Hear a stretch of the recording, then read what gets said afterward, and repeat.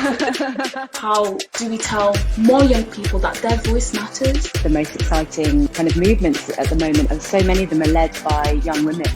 I also wanted to ask you about Crazy Witches. I loved that film. Well, I'd love to hear, to start off, I'd love to hear a bit more about you and your background, and then kind of how you first got involved with UNICEF and I Will. So yeah, take me through that.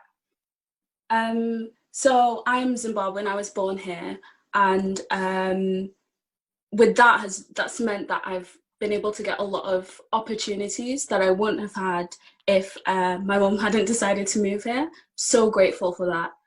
2 years ago, I applied to become an I Will ambassador. I came in to a panel, and I was the youth representative. So I was representing thousands of young people across the country. Well, that sounds amazing. And can I ask, like, what was it that spurred you to get involved? I think I've always been quite outspoken, and I've been very, I guess, expressive about my views and the changes that I wanted to see in the community, but I never really had an audience to speak those views to. And I was at an event where they were facilitating a conversation between other young people and the changes that they wanted to see in their communities. And we really sat down and talked about the issues that we cared about. What do you think are the biggest challenges facing girls in the UK today? I think there's a long list of things that I could talk about right now. There's a lack of self-love within girls in general. And I think a lot of people don't know their worth or their value. And because young women are told, oh, we have these rights, they assume that we're going to be treated the same, which is definitely not true. And I think we need to put more things in place so that young women feel more comfortable in the workplace, that they feel comfortable when they're alone, and that they don't feel like they have to hide behind someone to get their voice heard. I think you made such interesting points there. The idea that, you know, changing or having equal rights in law is not necessarily the same as being treated the same in practice. And I think, you know, our culture still has a lot of catching up to do. The COVID-19 pandemic has shown in a lot of ways how our world doesn't work. What would you like to see done differently going forwards? This pandemic has really exposed how certain minority groups have been not treated fairly. I had a conversation with another young activist, and she was telling me about how a lot of disabled students and students with chronic illnesses had been fighting to have online resources and to have backup information if they weren't able to go into their place of education. And it was only until every single student wasn't able to go into their place of education that they've decided, okay, we have to put in all these resources and have them set up ready. And I think that just shows how equality shouldn't always be used, and sometimes equity is more important. You said something so interesting there about the difference between equity and equality. I'd love you to talk about that for people who are listening. Mm-hmm.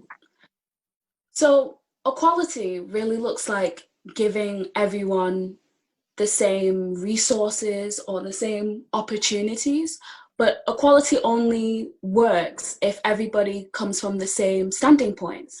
So I prefer equity because it means suiting to everybody's needs, and that means that groups who are disadvantaged will get more advantages so that they are at the same place as everybody else. You articulated that so well, better than I could have done. No, I think you make such a good point. We all have different levels of privilege relative to someone else, and as you say, there are people who have challenges that probably you never even considered. And I feel like I'm learning all the time. What would you say would be the one thing that adults could change about the way that they either listen to or interact with young people? I think just come in with an open mind and an open heart. A lot of young people, even within their own family units, don't feel comfortable to talk about certain things like mental health or even the things going on in their lives. So if you come in with an open mind and an open heart, it means that the young person that you're talking to feels comfortable and they feel safe. And that's all we could ever want. What would you say gives you hope for the future? Seeing conversations, being a part of a conversation like this gives me so much hope. I know that this isn't the first conversation that a young person has had, and it definitely will not be the last. I hope that this sparks a new fire and a new desire for young people to have conversations. And it is so important, because when young people are able to share their views, it is the first step to making a change. And that's all we could ever want and hope for.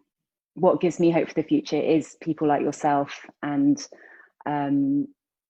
young people who are so much more engaged than, well, from what I can remember from when I was your age. And, when I think of the most exciting and vital kind of movements at the moment in the world, that so many of them are led by young women.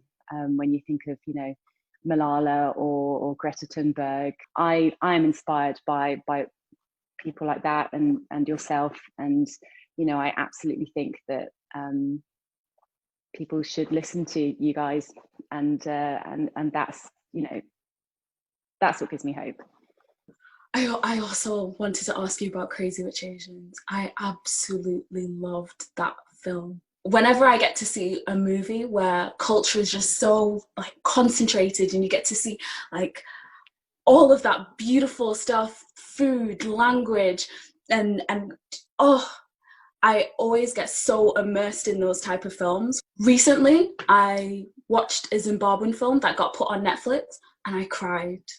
I cried throughout the whole thing, because that was the first time I ever got to see food that I'd eaten in my own home. So I can only imagine, from a lot of POC to see Crazy Rich Asians come out, how powerful that must have been. And especially your character, Astrid was absolutely Yeah, she was kind of, I feel like her kindness was her strength. That's what I loved about that character. I took my mum and dad to the premiere in London, and we sat there kind of holding hands watching it. And my mum, she heard a Chinese song from her childhood that she hadn't heard for many, many years, that my grandma, her mum used to sing to her. And she was so emotional when I spoke to her afterwards. She was in tears, just saying, I never expected to hear a song from my childhood in a mainstream Hollywood film. So, it was really important personally to my family. So I thank you for saying what you said, and long may it continue. I'm very thankful that I've been able to have this conversation with you, and I hope that this is just the start of many conversations to come. It's so great to meet you. I hope this is the first of many. Thank you to you, Claire, for talking to me, and I found it so inspiring speaking to you.